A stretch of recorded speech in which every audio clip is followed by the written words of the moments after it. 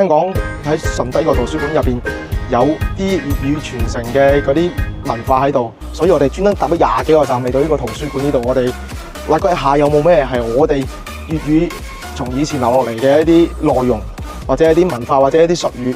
咁我哋一齊入去參觀下呢個圖書館，可以將呢樣嘢傳承落嚟。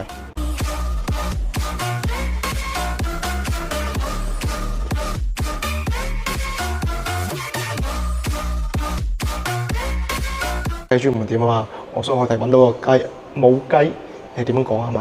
然後呢度因為呢圖書館，你哋要細細聲講啊。啊，粵語係點講啊？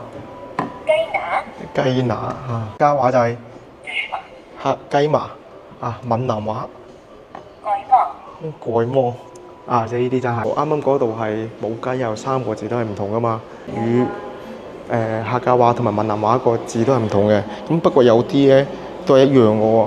嗱，年輕嘅意思係咩啊？後生，國粵語係後生，客家話都係後生，閩南話都係後生喎。後生啊，都係後生。後生，即係個音係唔同嘅，所以呢度都係有幾個都係可以一樣咁嘅發音嘅。呢幾個字，客人啊、衣服啊、西紅柿啊、太陽呢啲都係一樣嘅。啊！我仲發現一個比較特色嘅嘢喎，粵語、閩南話仲有客家話，佢個稱呼係唔同嘅喎。啊，雖然我係一個講粵語嘅人，咁我對其他呢兩方面係冇咁熟悉嘅，所以而家呢度都學到佢哋講嘢嗰個唔同啊。特別阿媽啦，翁姐喎真係啊，翁姐好似買嘢嗰啲喎。阿媽叫阿嫲喎，係點算啊？係咪？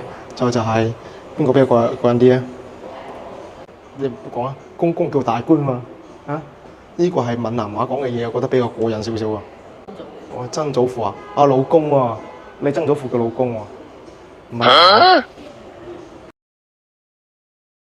喂，點解個字全部都屎嘅發音嘅？讀一次嚟聽下先。石室斯屎。